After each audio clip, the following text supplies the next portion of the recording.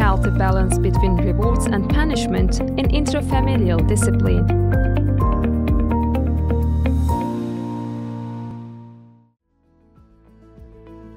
Rewards and punishment are frequently used methods during the development of children. Those methods, however, might not always work and even lead to unwanted outcomes. The association of certain behavior with a condition may result in the transformation of that relationship into a habit. The frequent use of rewards, in turn, tends to increase the expectation and demand for rewards. Likewise, the constant use of punishment may compel children to assume a hypocritical stance. Once the threat of punishment goes away, it is highly likely for them to display unwanted behavior anew. Both rewards and punishments are incentives that are rooted in the same psychological reasons and use the same mechanism, provided that the absence of rewards actually equates punishment. The use of rewards essentially works the same way as punishment. The method of reward and punishment effectively helps parents discipline children if applied properly. In this regard, it will yield healthier results if you focus on long-term goals for your children instead of expecting obedience. Understanding your kids and focusing on their interests and needs matters more than your expectations. You can pay attention to the following in order to provide your children with self-discipline. Offer unconditional love. Making your child feel valuable has a positive impact on their discipline and decision-making processes. Love and trust encourage children to cooperate with what you want them to do. Connect with the child's feeling. Express your emotions toward your child through expressions, the tone of your voice, or by touching them. That could make children more likely to obey the rules. Build a consistent relationship with your child. Giving your child opportunities to express their emotions and adopting a coherent stance on rules means that you don't need the other mechanism like rewards and punishment. It also helps you to develop a more genuine dialogue with them. Allow your child to cry. Children could perceive their parents' negative reaction to crying as emotional abandonment. Instead of punishing a child who is crying, it's very important to accept their feelings and respond accordingly. Crying helps children relax and can make them more easygoing. Consider your child's development attributes. Each part of the developmental process has unique attributes. Children may be easygoing at one point, but resist cooperation at other times. Under those circumstances, parents can set an example by remaining calm and showing understanding. Over time, children will learn to express their emotions and requests in a calm manner. Set boundaries for your child. It's crucial to include children in rule setting and boundary setting processes. Their expectations, needs, and requests must be taken into account. It's not right for parents to impose rules on children when they are out of control, angry, or exhausted. Younger children might also forget the rules. Parents must keep that in mind, be more tolerant toward your children, and provide reminders as needed. Offer your child limited choices. Children are more likely to cooperate with their parents if they have a right to choose. You should give them an opportunity to choose between at least two reasonable options to the best of your ability. Establish routines. Children love routines and find them relaxing. Bedtime, lunchtime, bath time, and homework time immediately come to mind.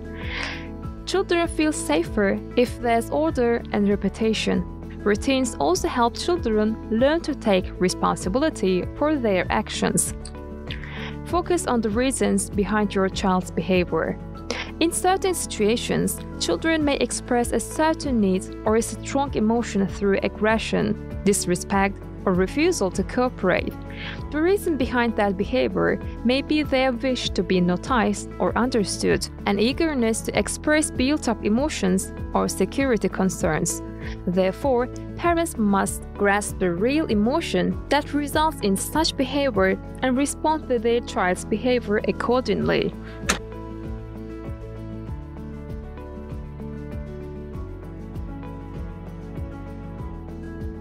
For academic success, regular sleep is key. Sleep, which plays an important role in brain development, influences the quality of daily life of all individuals from infancy to adulthood. Sleep does not only have a direct impact on one's level of happiness. Studies also show that it influences focus and attention, academic performance, psychological well-being, linguistic skills, learning, and memory. As parents observe whilst raising children, sleep-deprived children tend to be grumpy or hyperactive. Sleep disorder not only takes a toll on children's performance at school, but also causes inability to focus and negatively impacts their mental health. As children grow, their sleep-related needs tend to change as well. Creating a certain bedtime routine in early childhood and adolescence is a prerequisite of healthy sleep. As a first step towards promoting a good sleep routine, it's necessary to establish when the child will go to bed and wake up. At the same time, you can make the following changes to ensure that your child gets enough high-quality sleep.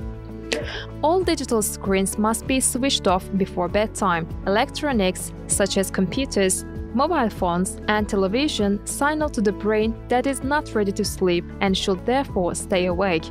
Try to get your kids to develop pre-bedtime habits like wearing pajamas and brushing teeth. Make sure that the room where your child sleeps is not too hot or too cold at their bedtime. A temperature of no more than 20 Celsius degrees is ideal for sleeping. Dimming the lights some 30 minutes prior to bedtime would help children who find it harder to fall asleep to sleep faster. Furthermore, make sure that the place they sleep in is quiet and away from noise. Children should not consume any food or beverages for at least 3 hours before going to sleep. Taking a bath before bedtime could help children sleep more comfortably and better. Some children enjoy writing about their day in a diary.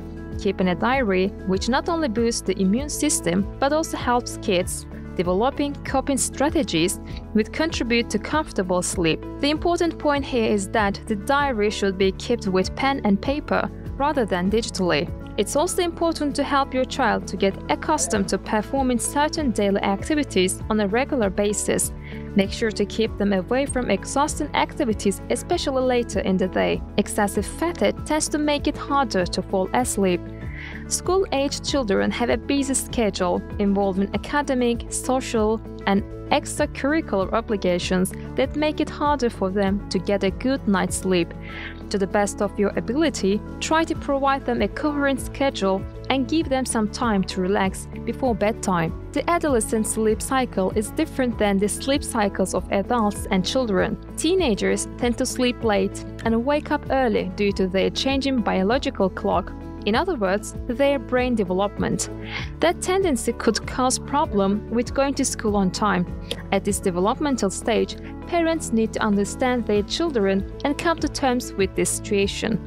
You can, however, assist your kids by working together to establish a healthy sleep schedule. Waking up according to a regular schedule, too, is quite important.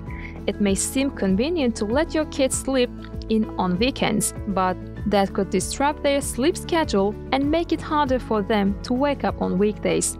Therefore, you should get them accustomed to a daily wake-up routine even if they went to bed late, including on weekends. If the child remains sleepy or finds it hard to fall and stay asleep at night despite practicing sleep hygiene, it might be time to consult a doctor who find out whether they suffer from any sleep disorders.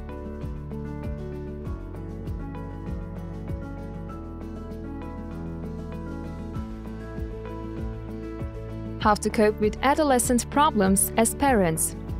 Adolescence is a transition from childhood to adulthood.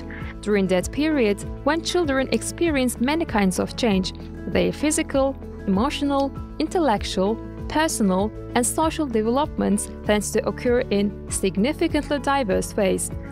The transition to adolescence begins earlier than in the past, whereas the end of adolescence is somewhat uncertain, dependent on social and emotional factors. Adolescence takes place over 7 years on average and involves certain experiences that shape children's lives and identities. Indeed, that period when individuals undergo the second fastest development after infancy entails various physical cognitive, social, and emotional changes. During this period, when children become aware of their sex characteristics and their personal and social identity becomes clearer, their abstract thinking skills improve as well.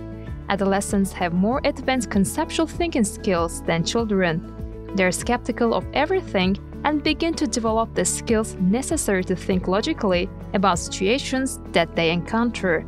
They reach the level of abstract thinking whereby they not only believe what they observe to be true, but also take into consideration the real reasons behind the observable reality. At this stage, they can test hypotheses and consider endless possibilities. At the same time, adolescence is a period of intense emotions. During that period, children may seem withdrawn in social settings. Their withdrawal and self-centered attitude may be part of their search for identity. That process often entails a demand for independence. The prefrontal cortex of the brain, which is responsible for complex and abstract thoughts, planning the future, attention, and behavior control, develops during adolescence. Therefore, teenagers could engage in certain impulsive behavior without considering the consequences of their actions. Whereas it may seem like they're making plans, they generally find it difficult to plan things in advance. For example, they tend to go out without their coat on cold days or find it hard to set aside time to do their homework. Indeed, the deep structures within the brain which process emotions and rewards are affected by hormonal changes during adolescence. That, in turn, may cause adolescents to act emotionally, chase excitement in social interactions, and take risks, which provide instant gratification. That is why they enjoy spending time with their friends, fixate on their cell phones, and tend to disobey rules. It's important to note that some sudden changes in the adolescent's brain may render adolescents vulnerable. One must bear in mind that many problems, including anxiety and depression, originate in adolescence. That is why it's important to help teenagers develop certain tactics to cope with their emotions. We must always remember that they seem like young adults, but still must undergo a lengthy process of development. Indeed, the adolescent brain continues to develop well into their 20s. Understanding how the adolescent brain functions and appreciating the impact of that process on adolescent behavior are vitally important for parents trying to build a healthy relationship with their children. Listen to them calmly and focus on understanding their point of view. Refrain from embarrassing them or laughing at their questions and expressions which may seem meaningless or out of place to you. Encourage them to participate in decision-making processes at home and to solve problems in cooperation with you. Understand your child's emotions even if you don't always approve of them. Don't judge them. Assure them they can communicate with you easily regarding any issue. Listen to them carefully when they wish to share their opinions. Instead of concentrating on other things, make them feel that they're important. Make it clear to them as needed that you appreciate them. Most of the time, we ignore positive behavior, whereas we immediately notice negative behavior. Let us not forget that everyone needs to feel appreciated. Exposure to various negative developments, including poverty, unemployment, violence, and migration, may impact the relationship between adolescents and parents. Under such circumstances, it is necessary to be more accommodating of adolescents and to hear them out, so that you can offer solutions and prevent them from reacting in extreme ways. Exhibited by parents, negative behavior may cause adolescents to experience mental problems. During this period, they need a good role model. By setting an example through their actions, parents can help their adolescent kids start their lives in a healthier manner.